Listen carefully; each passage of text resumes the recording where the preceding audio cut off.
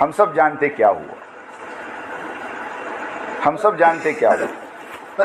ایسے میرے دوستو، عبادت کا مرکز کعبہ ہے اور دعوت کا مرکز بنگلے والی مسجد بستی نظام الدین ہے۔ اللہ نے 100 سال سے، جیسے بھی ہمارے بھائی بتا رہے ہیں، اس خاندان کو ایک قبولیت دی ہے، اس خاندان کو اللہ نے ایک مقام دیا ہے۔ اس خاندان کا بچہ ولایت کی اعلیٰ سطح پر پیدا ہوتا ہے، پہنچتا نہیں ہے، پیدا ہوتا ہے ولایت کی اعلیٰ سطح پر۔ اللہ جزائے خیر دے۔ حضرت مولانا الیاس صاحب رحمۃ اللہ علیہ نے اپنا سب کچھ لگا دیا، یہاں تک کہ کھانے کو کچھ نہیں بچا، تو اپنے ساتھ جو مرکز میں ہمارے اپنے پاس پڑھنے والے جو اس ٹائم کے میواتی تھے، ان کو کہا کہ ایک کام کرو، دیکھو میرے پاس اب تمہارے کو کھلانے کو کچھ نہیں ہے، میں تمہارے کو سفارش نامہ لکھ دیتا ہوں، دلی میں بہت سارے مدرسے ہیں، تم کسی مدرسے میں جا کے پڑھ لو، کیونکہ یہاں تو اب کچھ نہیں ہے۔ تو ان بچوں نے اور میواتیوں نے، بچے تو نہیں بڑے تھے وہ، ان میواتیوں نے مولوی الیاس سے کہا کہ اچھا ہم تو چلے جائیں دوسرے مدرسے میں، تو تم یہاں کیا کرو گے؟ کہا کہ دیکھو یہ درخت ہے، یہ درخت کا گولر کھا لوں گا، اور یہ حوض ہے، یہ حوض کا پانی پی لوں گا، اور میری زندگی کے جتنے دن بچے گزار دوں گا۔ گولر سمجھتے؟ گولر، ہاں وہ گولر ہوتے تھے اس زمانے میں۔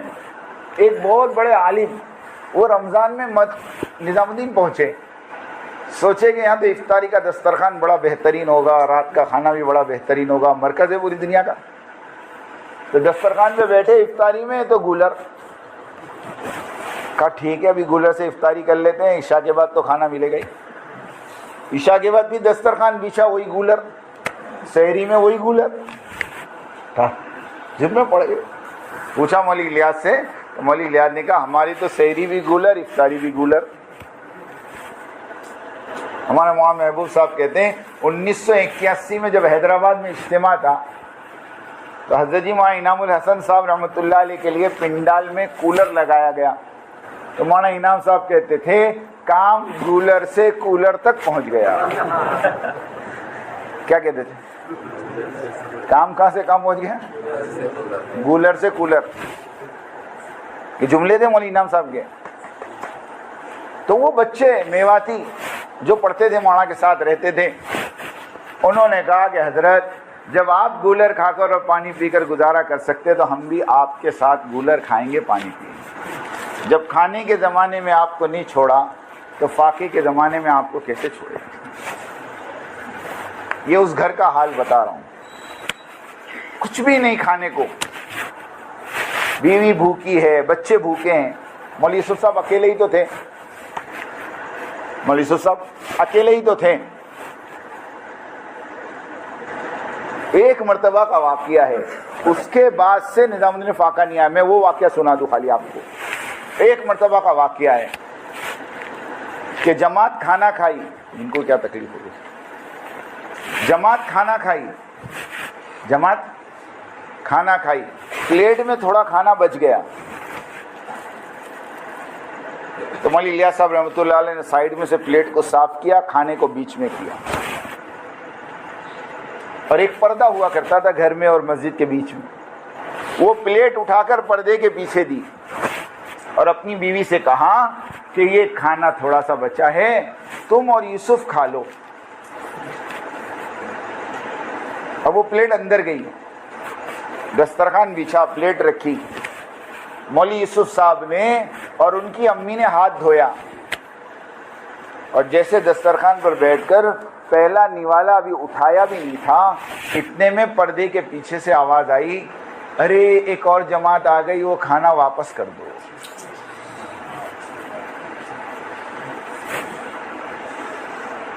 ماں نے مولوی یوسف کا ہاتھ وہیں روک دیا کہ بیٹا رک جا، اور اٹھا کے وہ پلیٹ دے دی۔ اب بچہ تو بچہ ہوتا ہے نا، مولوی یوسف رونے لگے، مولوی یوسف صاحب چھوٹے سے تھے، رونے لگے۔ مولوی الیاس کو پتہ چلا، تو مولوی الیاس صاحب رحمۃ اللہ علیہ کو پتہ نہیں کیا ہوا، وہ اپنے کمرے میں گئے، اور دروازہ اندر سے بند کر دیا، دروازہ اندر سے بند کر دیا، اور 20 منٹ یا آدھا گھنٹہ کچھ اندر کیا معلوم کیا کیا۔ اس کے بعد دروازہ کھول کے جب باہر آئے تو اپنی بیوی سے اور بیٹے یوسف سے اور اپنے ساتھیوں سے کہا کہ آج کے بعد اس چار دیواری میں قیامت تک فاقہ نہیں آئے گا، میں نے اپنے رب کو منوا لیا۔ یہ وہ ہستیاں ہیں، یہ وہ ہستیاں ہیں۔ جب مولانا الیاس صاحب رحمۃ اللہ علیہ کے زمانے میں فاقے شروع ہو گئے نا نظام الدین میں، تو دلی والوں کو پتا چلا، کہ دلی والے دوڑے ہوئے آئے اور آ کر کہا حضرت یہ ہماری ساری پراپرٹی کے کاغذات ہم آپ کو دیتے ہیں، اس کو بیچ کر اس کا پیسہ مرکز کے اوپر لگا دو۔ مولانا الیاس صاحب رحمۃ اللہ علیہ نے کہا یہ پیپر تم پکڑو، ان پیپر کی مجھے ضرورت نہیں، قسم خدا کی میں ابھی دعا کر دوں اللہ یہ بنگلے والی مسجد کو سونے چاندی کا بنا دے۔ تم کیا سمجھتے ہو؟ تم کیا سمجھتے ہو میرے اللہ کو؟ کیا میرا اللہ ان ٹکڑوں کا محتاج ہے؟ یہ استغنا تھا، یہ ہاں یہ استغنا تھا۔ حضرت مولانا زکریا صاحب رحمۃ اللہ علیہ کہتے ہیں میں اعتکاف میں تھا اور باہر لڑنے کی آواز آئی زور زور سے، میں گھبرایا کہ کیا ہوا نظام الدین میں باہر آیا تو مولوی یوسف صاحب رحمۃ اللہ علیہ ایک دلی والے کو غصہ کر رہے تھے۔ میں نے پوچھا کیا ہوا، تحقیق کی تو پتا چلا کہ وہ دلی والا بہت بڑی رقم لے کر آیا تھا مولوی یوسف کے پاس، اور آ کر مولوی یوسف صاحب کو کہہ رہا تھا کہ میرا ہدیہ لے لو، اور وہ مولوی الیاس کا بہت قریبی ساتھی تھا۔ تو حضرت مولانا صاحب رحمۃ اللہ علیہ اتنا غصہ اس پر کہ پورا مرکز جمع کر دیا کہ تیری ہمت کیسے ہوئی یہ پیسہ یہاں لانے کی۔ مولانا زکریا صاحب نے پھر مولانا یوسف کو کہا اجی یہ تمہارے ابا کے ساتھیوں میں ہیں اور تمہارے ابا کے زمانے سے آتے ہیں یہاں۔ جب ابا کا نام سنا تو تھوڑے ٹھنڈے پڑ گئے۔ مولانا زکریا صاحب تو بڑے تھے، مولوی یوسف صاحب کے سسرے ہوتے ہیں، مولوی یوسف کو پکڑ کے اندر لے گئے اور وہ جو ساتھی تھے ان سے معافی مانگا، وہ ان کا مزاج تھوڑا گرم ہے، یہ غصہ ہو گئے، معاف کرنا۔ تو وہ جو مالدار آیا تھا اس نے کہا کہ نہیں تمہارے معافی مانگنے سے میرا اتنا اثر نہیں ہوا جتنا اس آدمی کا استغنا دیکھ کر اثر ہوا۔ کتنا بے پرواہ آدمی اور کتنا اپنے آپ کو مال سے دور رکھنے والا آدمی کہ وہ مال بھی واپس لے گیا، اور کہتے موت تک اس آدمی نے تبلیغ میں جان لگائی۔ میں مولوی الیاس صاحب کی بات کر رہا تھا، مولوی الیاس صاحب نے دعا کی کہ فائقہ نہیں آئے گا۔ پھر اللہ نے مولوی الیاس صاحب کو بلا لیا، پھر مولانا یوسف صاحب امیر بنے۔ تو ہم جو کہتے ہیں نا اختلاف تو اس زمانے میں بھی ہوا۔ جب مولانا الیاس صاحب رحمۃ اللہ علیہ کے بعد مولوی یوسف کو امیر بنایا تو مولوی یوسف صاحب تبلیغ میں نہیں لگے تھے، وہ تو اوپر بیٹھ کر کتاب لکھ رہے تھے۔ حضرت مولانا الیاس صاحب رحمۃ اللہ علیہ بار بار اپنے میواتی ساتھیوں کو کہتے تھے جاؤ یوسف کو کہو تبلیغ میں حصہ لیں،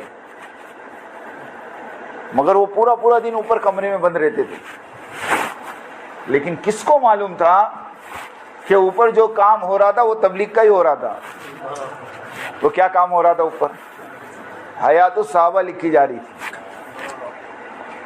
ہاں حیات الصحابہ لکھی جا رہی تھی۔ لیکن جب مولانا زکریا صاحب رحمۃ اللہ علیہ نے مولانا عبد القادر صاحب رائے پوری رحمۃ اللہ علیہ سے مشورہ کر کے مولوی یوسف صاحب کو امیر بنا دیا، تو اس وقت اختلاف کرنے والے مولانا احتشام الحسن کاندھلوی، جن کی کتاب پستی کا واحد علاج ہے، اگر یقین نہ آوے تو فتاوی محمودیہ پڑھ لینا۔ مولانا احتشام صاحب نے مفتی محمود الحسن صاحب کو مولوی یوسف کی شکایتوں بھرا خط لکھا تھا کہ اجی ایک 28 سال کا آدمی امیر بن گیا اور کبھی تبلیغ میں اس کے 4 مہینے نہیں لگے۔ لوگ ابھی کہتے ہیں نا وہ اس ٹائم بھی سوال ہوئے تھے. سمجھ میں آئی بات؟ مجھے بتاؤ مولوی الیاس کے 4 مہینے کون سے صوبے میں لگے؟ ہاں بتا سکتا کوئی؟ ارے جس آدمی کی زندگی لگی ہو اس کا تم 4 مہینے کا پوچھو. ہاں عجیب بات ہے. تو مولانا احتشام صاحب مرکز چھوڑ کے چلے گئے. مولانا انعام صاحب کے بارے میں ملتا ہے مولانا انعام صاحب خود 1.5 سال کے لیے مرکز چھوڑ کے چلے گئے.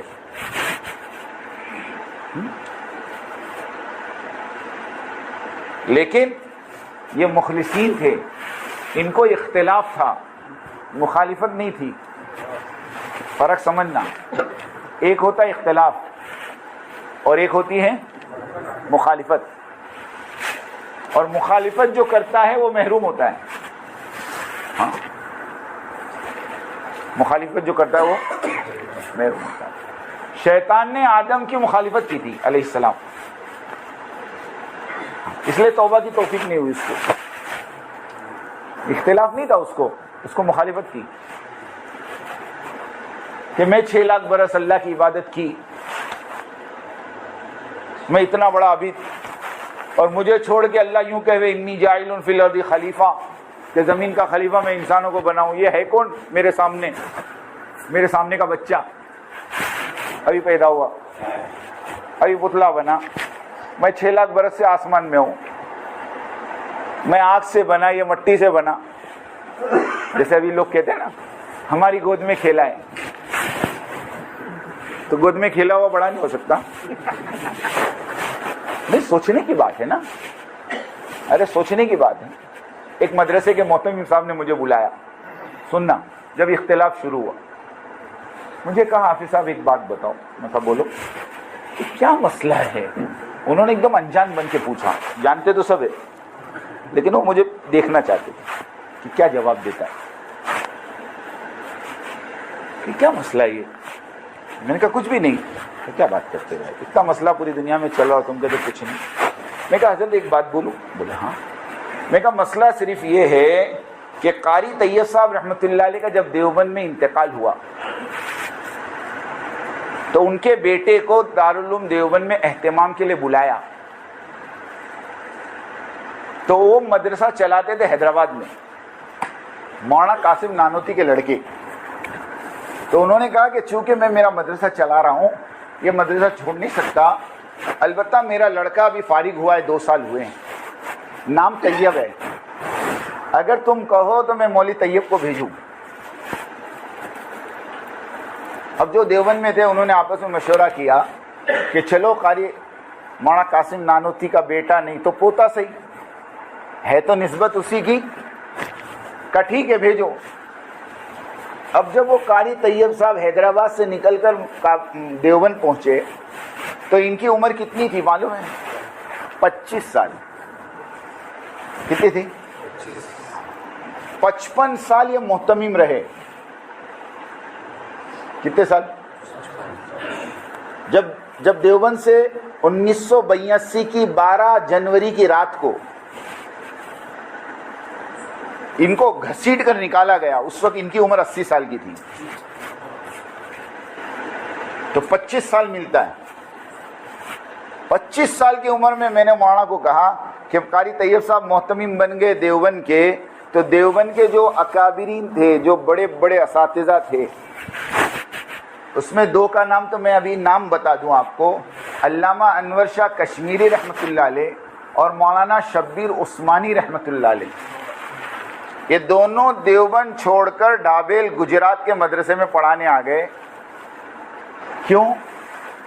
کہ یہ بچہ محتمم بن گیا, اب ہم یہاں نہیں رہ سکتے. میں نے کہا وہ 25 سال کا محتمم بنے یا 28 سال کے امیر بنے, فرق اتنا ہے. لیکن سامنے والی پارٹی میں فرق اتنا ہے کہ انور شاہ کشمیری رحمۃ اللہ علیہ اور شبیر عثمانی دارالعلوم دیوبند چھوڑ کر ڈابیل جامعہ میں آ کر مدرس بن گئے. انہوں نے دیوبند کے سامنے مدرسہ کھڑا, یہ شرافت تھی ان کی. جب ان کی شرافت تھی تو ان کا کیا تھا وہ آپ سوچ لو.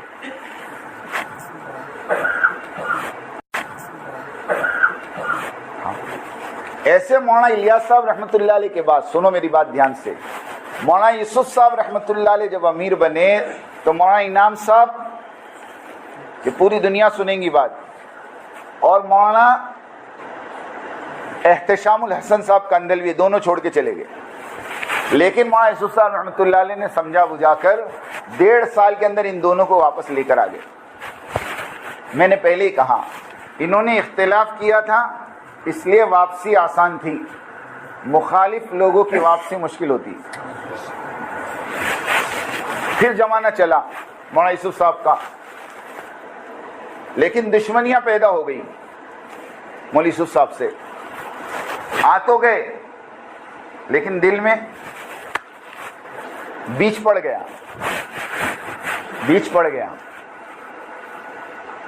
اور پھر 1965 2 اپریل بلال پارک مسجد لاہور، حضرت مولانا یوسف صاحب رحمۃ اللہ علیہ نے فجر کے بعد کا بیان کیا، اور بیان سے پہلے یا بیان کے بعد ایک ناشتہ ہوا تھا. اب وہ ناشتے میں کیا تھا اللہ جانے، ورنہ 48 سال کی عمر میں آدمی اتنا جلدی نہیں جاتا جو پوری دنیا میں سفر کر رہا ہو. شکوک شبہات ہیں، کیونکہ جیسے مولانا یوسف صاحب کا انتقال ہوا فوراً پڑوس والوں نے دفن کی تیاری کر لی، قبر کھود دی کہ ان کو یہیں دفن کر دو. یہ باہر بات نہیں جانی چاہیے. وہ تو اللہ جزائے خیر دے مولانا زکریا صاحب کو، انہوں نے ضد کر کے مولانا یوسف صاحب رحمۃ اللہ علیہ کی لاش کو انڈیا بلوایا کہ نہیں یہ تو نظام الدین دفن ہوں گے،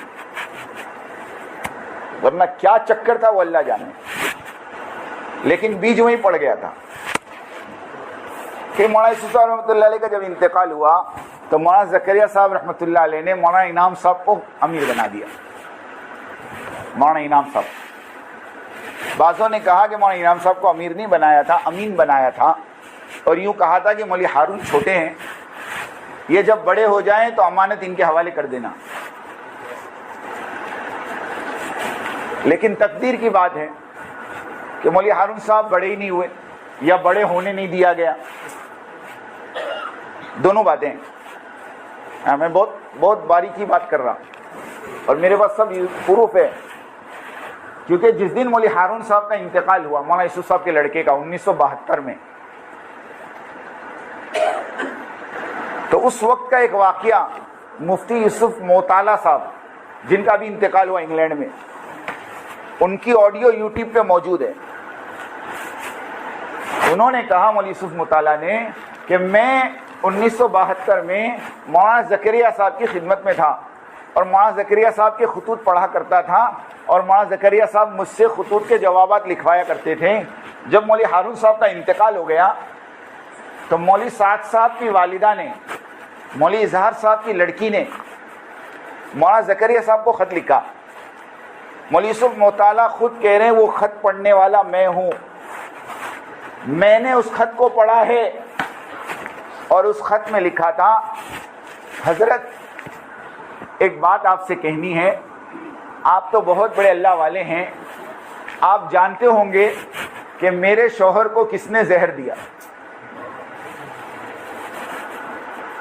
آپ مجھے اس کا نام بتائیں تاکہ جب تک میں دنیا میں زندہ رہوں اس کو بدوا دیتی رہوں. یہ مولوی صاحب کی والدہ کا خط تھا. مولوی یوسف موطالہ کہتے ہیں مولوی زکریا نے مجھے بلایا اور مجھ سے کہا اس کا جواب لکھو، اور جواب میں مولوی زکریا صاحب نے خط لکھا، میری بچی میں جانتا ہوں تیرے شوہر کو کس نے زہر دیا، لیکن میں اس کا نام نہیں بتاؤں گا، اور میں تجھ سے بھی کہوں گا اللہ سے دعا کر اللہ تیرے شوہر کی مغفرت کرے، جنت الفردوس میں جگہ عطا فرمائے، اور اس کا بہترین بدلہ تجھے تیری اولاد کی شکل میں دے. یہ مولوی زکریا صاحب کے خط تھے. لیکن جب مولانا انعام صاحب امیر بنے، بیچ میں بات رہ گئی، تب بھی اختلاف ہوا. اس وقت اختلاف کرنے والے کون تھے پتہ ہے؟ مولانا رحمت اللہ میرٹھی، جو مولوی یوسف صاحب رحمۃ اللہ علیہ جب سفر میں ہوتے تھے تو فجر کا بیان نظام الدین کا مولوی رحمت اللہ میرٹھی کرتے تھے.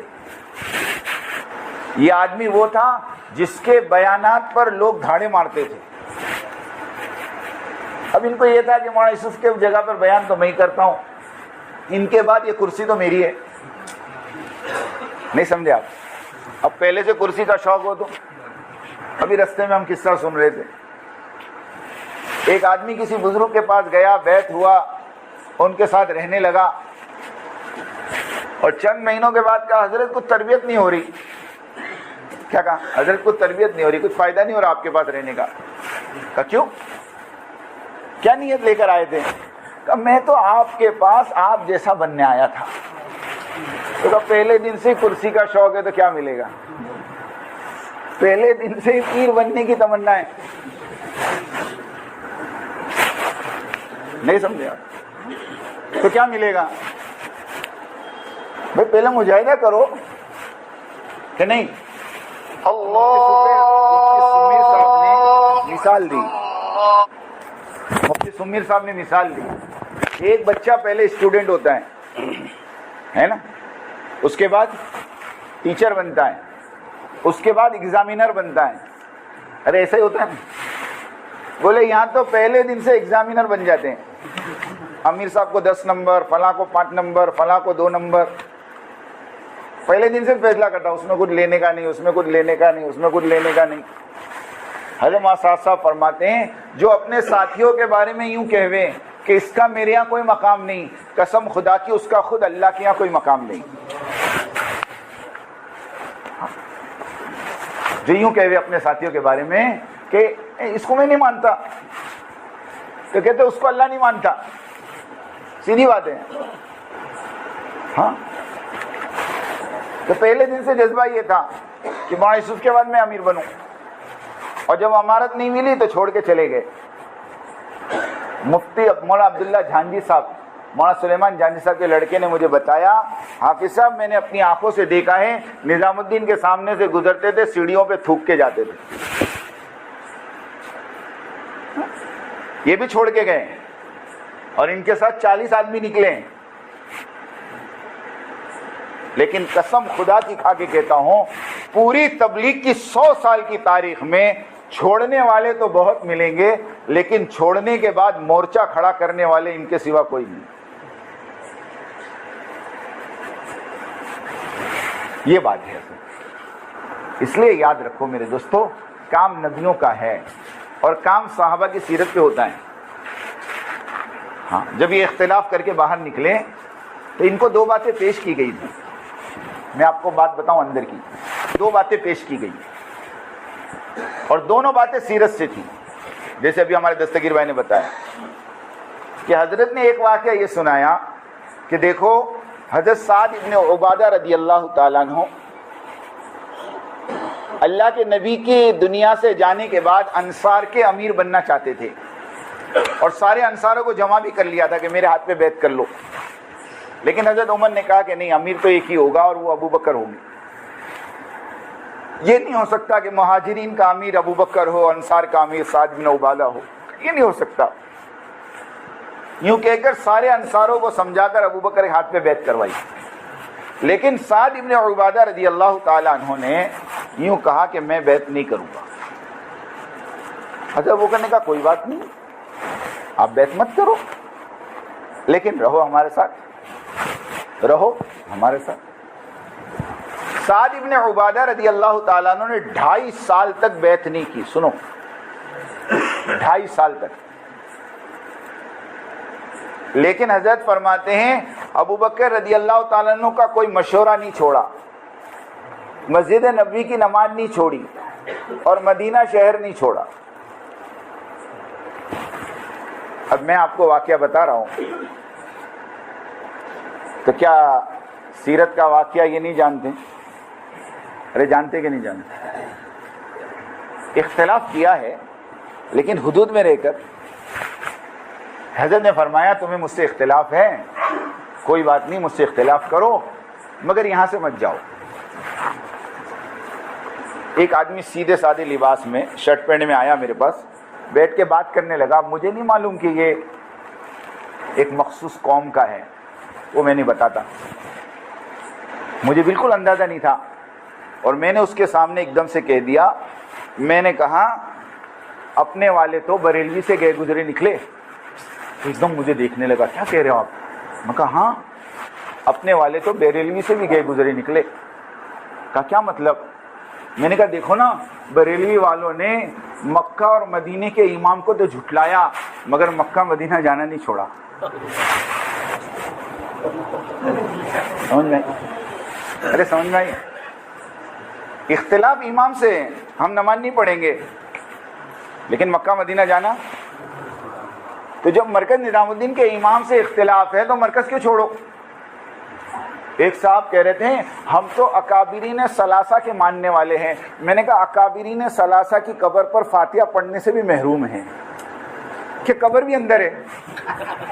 قبر بھی کہاں ہے؟ ارے اکابرین ثلاثہ کی قبر کہاں ہے؟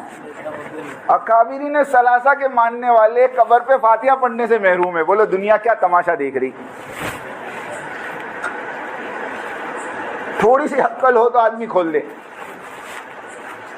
سمجھنے کی بات ہے دوستو.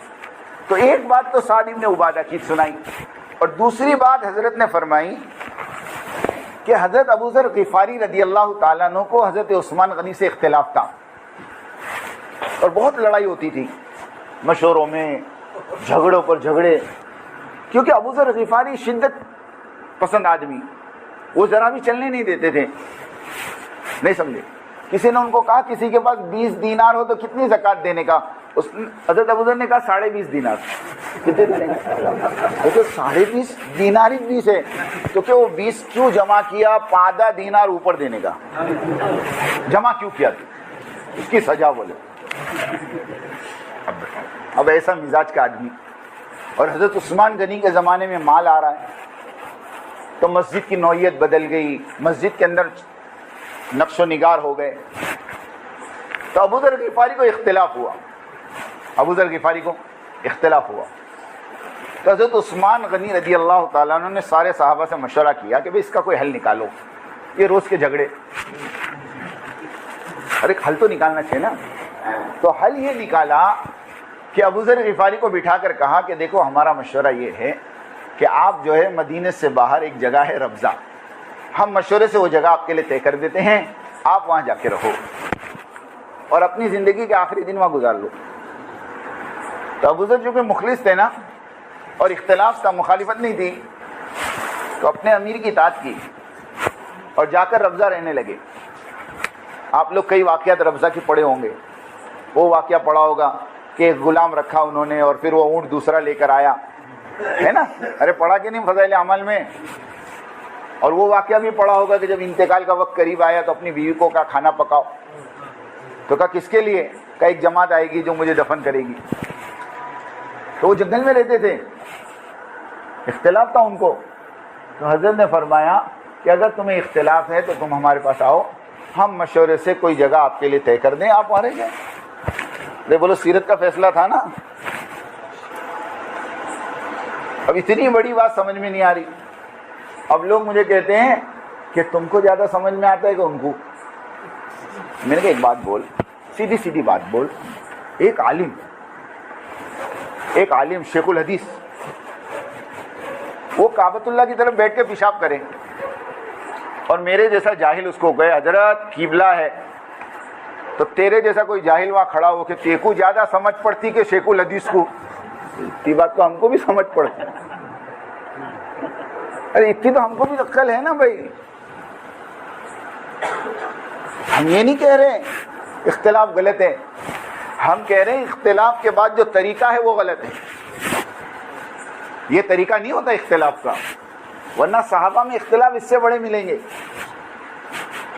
ہاں, امام ابو حنیفہ اور امام شافعی کی نماز میں 4 رکعت میں سننا کان کھول کے, فضائل اعمال میں لکھا ہے, میں نہیں بولتا, 4 رکعت میں 200 مسئلے اختلاف والے ملیں گے تمہارے کو.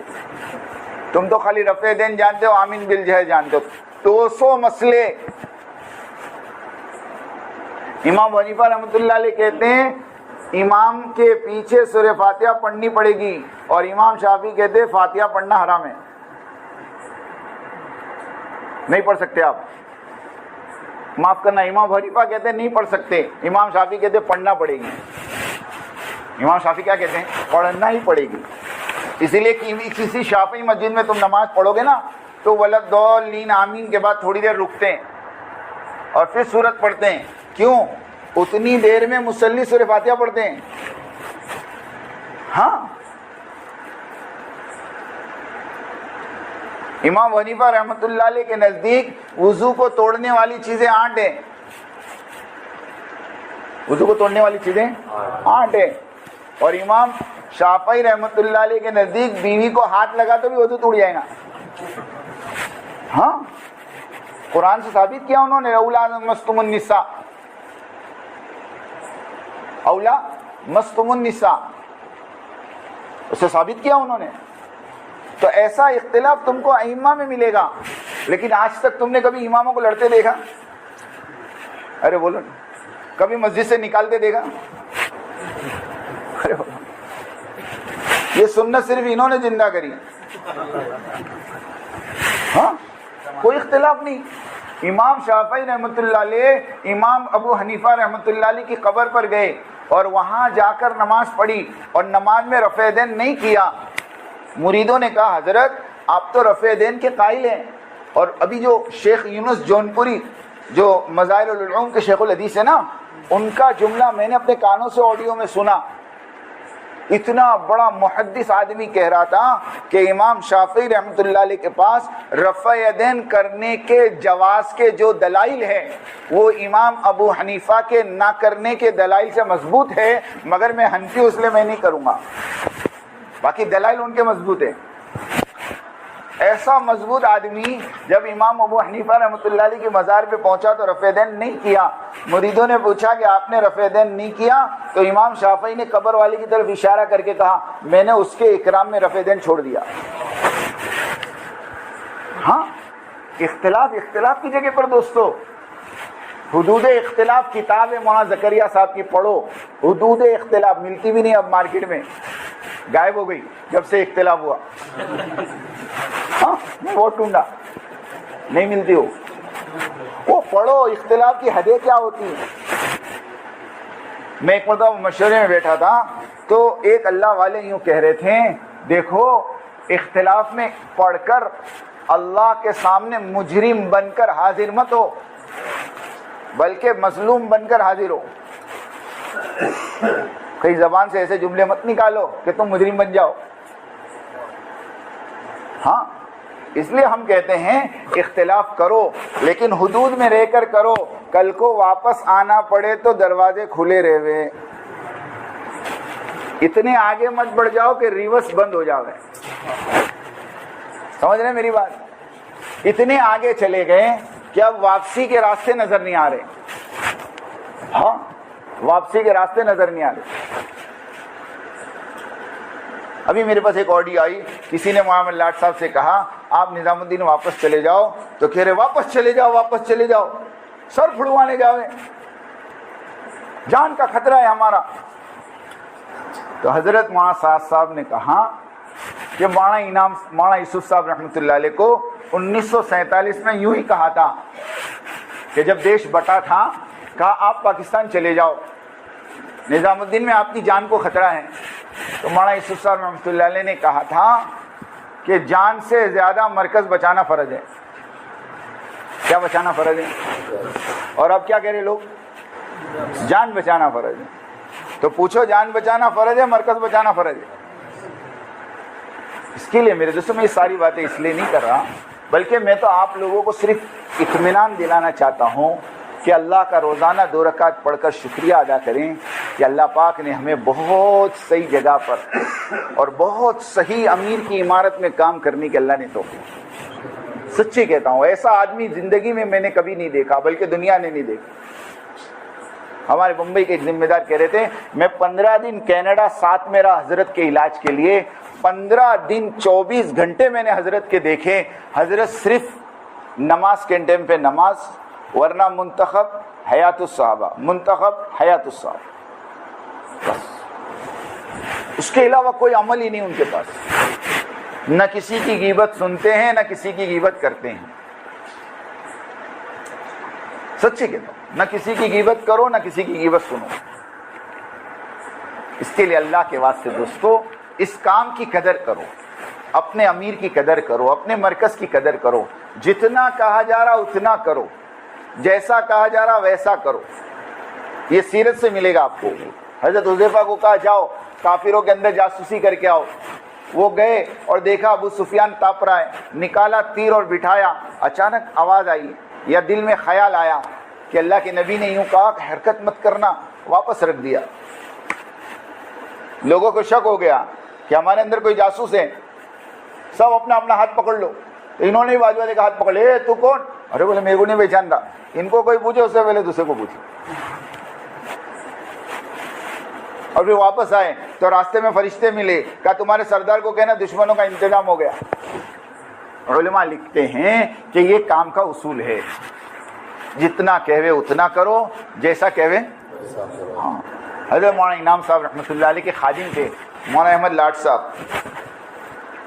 ایک مرتبہ مولانا احمد لاٹ صاحب کو یوں کہا جاؤ اوپر دیکھ کر آؤ مولانا عمر صاحب کیا کر رہے ہیں۔ خود مولانا احمد لاٹ صاحب نے قصہ سنایا۔ تو مولانا احمد لاٹ صاحب اوپر گئے، دروازہ کھٹکھٹایا تو دروازہ کھلا تھا۔ مولانا عمر صاحب نے کہا اندر آ جاؤ۔ کون؟ مولانا کہتے میں دروازہ کھل کے اندر گیا تو میں نے دیکھا مولانا عمر صاحب قرآن پڑھ رہے ہیں۔ اب میں نے وہاں کھڑے کھڑے سوچا کہ حضرت نے دیکھنے بھیجا ہے، کچھ کام تو ہوگا کہ نہیں ہوگا۔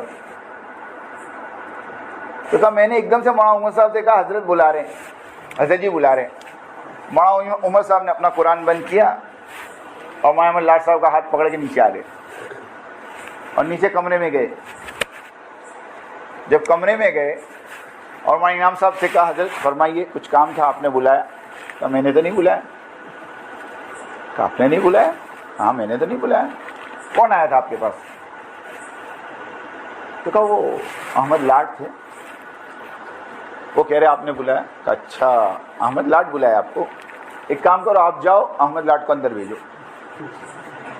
جب وہ ایک دم کم عمر تھی مولانا کی، 1965 کی بات، فارغ ہو کر آئے تھے 1962 میں، تو مولانا احمد لاٹ صاحب کو اندر بلایا اور حضرت نے اپنے سامنے بٹھا کر کہا مولوی صاحب تبلیغ کا اصول یاد رکھو، جتنا کہے اتنا کرو، جیسا کہے ویسا کرو۔ تم کو کہا دیکھ کر آؤ تو دیکھ کے آنے کہا، بلانے کس نے بولا؟ بلانا ہوتا پھر میں بھیجتا۔ اپنے دماغ کے گھوڑے مت دوڑاؤ۔ سنو، اس وقت نظام الدین سے جو بات کہی جا رہی وہ کرو تو تمہاری ترقی ہے، اس سے ہٹ کر ترقی ہو ہی نہیں سکتی، اس سے ہٹ کر ترقی ہو ہی نہیں سکتی۔ ہاں، لوگ تم کو گمراہ کریں گے، یہ نہج نہیں ہے، وہ نہج نہیں ہے۔ میاں جی محراب صاحب رحمۃ اللہ علیہ کا جملہ ان کو سناؤ، جو تم کو کہوے نا نہج نہیں ہے، اس کو میاں جی محراب صاحب کا جملہ سناؤ۔ میاں جی محراب صاحب رحمۃ اللہ علیہ فرمایا کرتے تھے بنگلے والی مسجد کے ممبر سے جس زمانے میں جو بات کہی جائے وہ اس زمانے کا نہج ہوگا۔ بات ختم ہو گئی۔ کیا کہا؟ بنگلے والی مسجد کی مرکز سے جس زمانے میں جو اصول بتایا جاوے وہ اس زمانے کا نہج ہوگا۔ اس زمانے کا نہج یہ ہے، نہیں سمجھا کہ مسجد کی آبادی اور ایک دن فضائل اور ایک دن منتخب کی تعلیم، گھروں کے اندر قرآن کے حلقے، اس میں ہمیں کوئی اختلاف نہیں ہونا چاہیے۔ یہ سب عہد کرو انشاءاللہ کریں گے، کریں گے سب، اس میں کوئی اختلاف نہیں ہے۔ ہاں، ایک صاحب نے مجھے کہہ رہے تھے وہ ایک ہی کتاب تھی اچھی خاصی، یہ دوسری کتاب شروع کر دی، کتنا انتشار ہے نا دنیا میں۔ میں نے کہا ٹھیک ہے، آپ کو کس نے کہا ایک تھی؟ تو کہ ایک ہی تو تھی۔ میں نے کہا ایک تھوڑی تھی، حضرت مولانا الیاس صاحب رحمۃ اللہ علیہ کے زمانے میں 5 کتاب تھی۔ کہ ہاں 5 تھی؟ میں کہا ہاں 5 تھی۔ کون سی؟ میں کہا سن، ایک حکایت صحابہ تھی، ایک فضائل نماز تھی، ایک فضائل تبلیغ تھی، ایک فضائل ذکر تھا اور ایک فضائل قرآن تھا۔ کتنی کتاب ہوئی؟ 5 تھی نا۔ اس کے بعد فضائل صدقات کب لکھی گئی؟ میں دلیل دوں، فضائل صدقات کا آخری صفحہ جہاں فضائل صدقات ختم ہوتی ہے نا، اس پہ لکھا ہے الحمدللہ یہ کتاب سن 1949 میں پوری ہوئی. 1949 میں فضائل صدقات اور فضائل حج لکھی گئی. اب مولانا الیاس صاحب کا انتقال تو 44 میں ہو گیا تھا. 44 میں ہو گیا تھا نا. کتاب کب لکھی؟ 5 سال کے. تو فضائل صدقات کو تعلیم میں کس نے شامل کیا؟ مولانا یوسف صاحب نے شامل کیا. تو 5 سے 2 ہو گئی.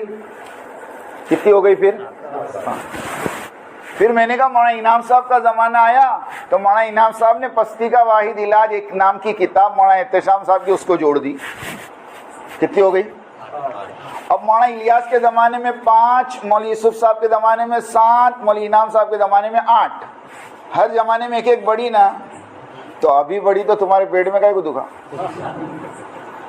بولو تو ایک کا دے نا. میں کہا میں 7 میں بائنڈنگ کر دیتا. منتخب بھی فضائل اعمال اتنی موٹی ہوتی. ایک کچھ پڑھو نا, 2 کائے کو پڑھتے. تو تم 7 کتاب 7 میں بائنڈنگ کرو. دنیا کو ایک کتاب ایک. ہم کیا بیوقوف ہے؟ میں نے میری آنکھوں سے 1995 میں اور 94 میں جب میرا شروع کا وقت تھا, ہمارے والد صاحب کے پاس تبلیغی نصاب کر کے کتاب دیکھی. فضائل اعمال کے الگ رسالے ہوتے تھے, فضائل ذکر کے الگ ہوتے تھے کہ نہیں؟ اس زمانے میں 2 روپے کے ملتے تھے, 1.5 روپے کا, 2 روپے کا. یہ تو زبردستی کی ایک بات ہے. بغیر مشورے کے مجھے یہ بتاؤ مشورے کا اصول کیا؟ مشورے کا اصول کیا؟ کہ مشورے کا اصول یہ ہے کہ آپ مشورے میں بیٹھ کے رائے دے دو, اور رائے دینے کے بعد امیر اگر تمہاری رائے کے خلاف فیصلہ کر دے تو تمہارے ماننا کہ نہیں ماننا؟ کہ نہیں ماننا؟ اچھا امیر قلت رائے کثرت رائے کا پابند ہے کیا؟ ہاں, بلکہ میرے کو تو یہ اصول سکھایا گیا بچپن میں کہ تمہاری رائے پر فیصلہ ہو جائے تو ڈرو, اور تمہاری رائے پر فیصلہ نہ ہو تو خوش ہو جاؤ. ارے صحیح ہے کہ نہیں؟ اب مشورے میں بیٹھے ہیں, 4 آدمی نے کہا کتاب نہیں چلنی چاہیے اور 5 نے کہا چلنی چاہیے. اب امیر نے فیصلہ کر دیا کہ چلے گی. اب وہ 4 کہے نہیں ہم نے تو نہ بولا تھا, کہیں کو چلائے. ابھی باہر نکل کے کہے نہیں مشورے سے نہیں ہے, تو مشورے سے نہیں ہے. وہ خود ان کو پوچھو, قرآن پہ ہاتھ رکھ کے قسم کھا کے کہے کہ کعبۃ اللہ کے اندر جب تم بیٹھے تھے اور منتخب کی جب بات آئی تھی اور باقاعدہ ظہر کے مشورے میں طے ہوا تھا کہ منتخب پڑھی جائے گی, اور آج منتخب کی بسم اللہ عصر کی نماز کے بعد حاجی عبدالوہاب صاحب کریں گے, یہ طے ہوا تھا. یہ اس سے پہلے کی میری بات میں ہے, لیکن ایک پوری پلاننگ کے ساتھ عصر کے بعد حاجی صاحب کو کعبۃ اللہ میں نہیں آنے دیا گیا. وہ نہیں آنے دینے والے کون تھے؟ آپ تحقیق کرو. پھر حضرت نظام الدین میں آ کر حضرت نے مشورہ کیا اور پھر بات رکھی کہ بھئی یہ چیز ہوئی ہے اور اس کو کیا کرنا. سارے نظام الدین کے اکابرین نے کہا ہونی چاہیے ان چند کے علاوہ, اور وہ چیز مشورے سے طے ہوئی. تب جا کر حضرت نے کھلے عام جو سب سے پہلا اعلان کیا 2006 کے مالیگاؤں کا اجتماع, آپ کو یاد ہو, اس میں اسٹیج کے اوپر سے حضرت نے کہا تھا کہ منتخب عمومی تعلیم میں پڑھی جائے گی, اور اس کے بعد 2006 سے لے کر 2012 یا 13 تک ہمارے گجرات میں مسجدوں میں پڑھی گئی ہے.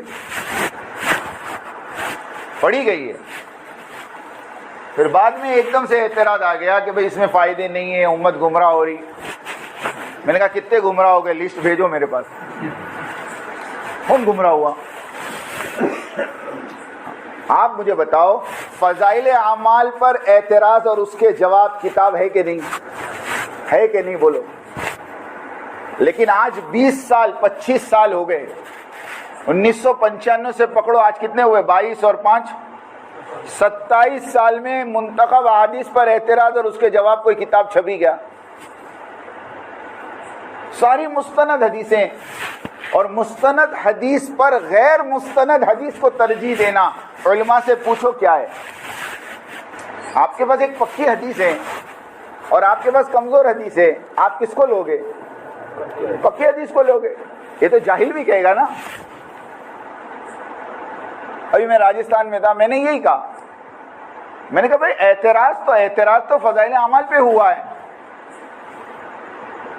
اس میں کوئی شک کی بات تھوڑی ہے. اس کے لیے سب چیزوں سے باہر نکلو. یہ تو ہمارے ساتھیوں کا تقاضا ہے، اس لیے میں اتنی تفصیل سے بول گیا آپ کے سامنے، ورنہ میری عادت نہیں، ورنہ میری عادت. سمجھ میں آئی بات؟ اس کے لیے اللہ کے واسطے یہ سارے اختلافات کو چھوڑو. ہمارے امیر حضرت وہاں ساتھ صاحب ہیں اور ہم شخصیت سے نہیں جڑے ہیں. سننا، مولانا الیاس صاحب رحمۃ اللہ علیہ امیر تھے، وہ ہمارے امیر تھے. مولانا انعام صاحب امیر تھے، وہ ہمارے امیر تھے. مولانا یوسف صاحب امیر تھے، وہ ہمارے امیر تھے. مولانا زبیر صاحب امیر تھے، وہ بھی ہمارے امیر تھے. اب مولانا سعد صاحب امیر ہے، وہ ہمارے امیر ہے، اور اس کے بعد جو امیر بنے گا وہ بھی ہمارا امیر ہوگا، مگر شرط ہے کہ نظام الدین سے جڑا ہو. جائے فاروق بھائی بنگلور بن جاوے امیر، ہم مان لیں گے، ہم کا نہ بول، ہم ماننے کو تیار ہے. لوگ کہتے ہیں ہمارے بڑے ہمارے بڑے. میں نے کہا ہمارے بڑے تو نظام الدین سے جڑا وہ بڑا، باقی سب کو بزرگ مانیں گے، عالم مانیں گے، مفتی مانیں گے، اپنے سے بڑا تقوی والا مانیں گے، مگر بڑا نہیں مان سکتے. ہماری کچھ مجبوری ہے. ہمارے بڑے تو نظام الدین مانیں. سمجھ میں آئی بات؟ اور پھر کوئی اعتراض کرتا ہے کہ حضرت کو امیر کس نے بنایا؟ ایسا سوال ہے کہ جس کا کوئی ہاتھ پیر نہیں. پوری دنیا جانتی ہے، پوری دنیا جانتی ہے کہ جب حضرت مولانا انعام صاحب کا انتقال ہوا ہے تو 3 دن تک مشورہ ہوتا رہا بنگلے والی مسجد میں، اور وہ مشورہ امیر بنانے کا ہو رہا تھا. اب آپ کہو کہ نہیں جی وہ تو مولانا الیاس صاحب کہہ کر گئے تھے کام کو شورا کے حوالے کرو، تو پھر مولانا یوسف صاحب کو اور مولانا انعام صاحب کو امیر کائے کو بنائے؟ مولانا الیاس صاحب تو اپنے زمانے میں کہے ہوں گے نا کہ قبر میں سے آ کے بول کے گئے مولانا انعام صاحب کے انتقال کے بعد. ارے کب کہے ہوں گے؟ وہ اپنے زمانے میں کہے ہوں گے نا. اگر کوئی ملفوظ ہے بھی آپ کے پاس کہ میرے بعد یہ کام شورا کے ماتحتی میں چلے گا، تو مولوی الیاس صاحب جب کہہ رہے ہیں تو اس کے بعد پھر مولوی یوسف صاحب امیر کیسے بنے؟ آپ مولانا یوسف صاحب کو امیر مانتے ہو؟ مانتے. مولانا انعام صاحب کو امیر مانتے ہو؟ تو مولانا الیاس صاحب کہہ کے گئے تھے نا، وہ ان کی پکڑ ہو گئی. بات ایک دم بے بنیاد ہو گئی. مولانا انعام صاحب نے بھی جو شورا بنائی تھی، کام کو شورا کے حوالے نہیں کیا تھا، بلکہ یوں کہا تھا یہ شورا میرے بعد بیٹھ کر امیر بنا لیں. جیسے حضرت عمر رضی اللہ تعالیٰ عنہ کے انتقال کے وقت حضرت عمر نے ایک شورا بنائی تھی 6 آدمی کی، جس میں حضرت عثمان تھے، حضرت علی تھے، حضرت عبد الرحمن ابن عوف تھے، حضرت عبداللہ ابن عمر تھے، حضرت طلحہ تھے، حضرت زبیر تھے. یہ 6 کی شورا بنی. اور پھر کہا کہ اگر دونوں طرف 3-3 ہو جاویں تو جس طرف عبد الرحمن ابن عوف ہو اس طرف کا فیصلہ کر لینا. یہ حضرت عمر کہہ کر گئے تھے. تو وہ شورا نے بیٹھ کر حضرت عمر کے بعد حضرت عثمان کو امیر بنایا. ایسے حضرت مولانا انعام صاحب نے 10 آدمی کی شورا بنائی، اور وہ شورا مشورہ کرنے بیٹھی تھی امیر کا. اب آپ کو اس کی کیا دلیل ہے؟ اس کی دلیل یہ ہے کہ اس مشورے کے اندر مولانا سعد صاحب نے یوں کہا تھا کہ اگر تم مجھے امیر بناؤ گے تو مولانا زبیر صاحب والے کٹ جائیں گے، اور مولانا زبیر صاحب نے کہا تھا اگر تم مجھے امیر بناؤ گے تو میری سعد صاحب والے کٹ جائیں گے. اب میں آپ سے ایک سوال کرتا ہوں، ایمانداری سے بتاؤ، مشورے میں ایک آدمی یوں کہہ رہا ہے اگر تم مجھے امیر بناؤ گے تو میرے والے ان کے والے کٹ جائیں گے، وہ کہہ رہے ہمیں بناؤ. تو امیر بننے کا مشورہ چل رہا ہے تبھی تو امیر کی باتیں آ رہی. اگر شورا کے حوالے تھا تو کرنے کی کیا ضرورت تھی 3 دن تک ناٹک. آخر میں 13 محرم، سنو، 13 محرم، 10 محرم کو حضرت جی کا انتقال ہوا. 13 محرم کو نظام الدین میں جو کرسی ہے نا، کرسی، ہاں، وہاں پر کھڑے ہو کر حضرت میاں جی مہراج صاحب رحمۃ اللہ علیہ کمرے میں سے نکلے اور آ کر کہا کہ ہماری ساری شورا کے مشورے سے اب یہ کام 3 لوگوں کے حوالے ہوا ہے، اور 3 لوگ اس کام کو لے کر چلیں گے. اس میں ایک مولانا اظہار صاحب، ایک مولانا انعام صاحب، مولانا زبیر صاحب اور ایک مولانا سعد صاحب. یہ تینوں کے حوالے کام ہو گیا.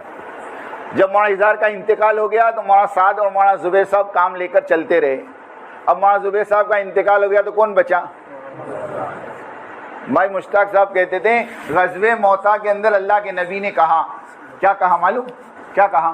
زید بن حارثہ امیر ہوں گے، اور وہ شہید ہو جائیں تو جعفر ابن ابی طالب، اور وہ شہید ہو جائیں تو عبداللہ ابن رواحہ، اور وہ شہید ہو جائیں تو مسلمان جس کو چاہے امیر.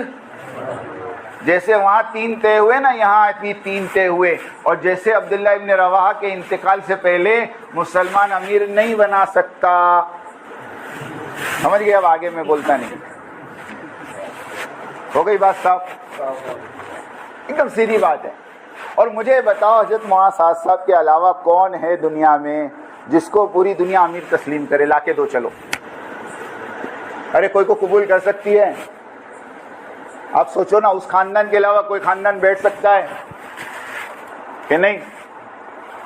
اللہ نے ان کو ایک مقام دیا بھائی، وہ امت کو لے کے چل رہے، ہم ساتھ دیں ان کا. ورنہ میں بھی ایک سوال کر سکتا ہوں، حضرت علی کو کون امیر بنایا؟ لاؤ پوری دنیا میں میرے پاس جواب. کون سی شورا نے، کون سے مشورے سے حضرت علی امیر بنے بھائی؟ ہاں پوچھو جا کر کہ حضرت عثمان غنی رضی اللہ تعالیٰ کے زمانے میں سارا کام کاج حضرت علی سنبھالتے تھے. جب حضرت عثمان غنی کا انتقال ہو گیا تو ساری چیزوں پر حضرت علی نے کنٹرول کر کے امیر بن گئے.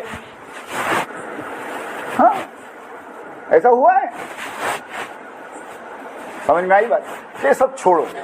اب یہ طے کرو کہ انشاءاللہ ہمیں موت تک اطاعت کے ساتھ مرکز کی اور مرکز کے امیر کی اطاعت کے ساتھ کام کرنا ہے. کون کون کرے گا؟ ذرا ہاتھ اٹھاؤ. انشاءاللہ سب کریں گے. ہاں جان دے دیں گے لیکن امیر کی اطاعت کو نہیں. یہ ہر زمانے کے مسلمانوں کا اصول ہے. اب وہ امیر جو کہہ رہا وہ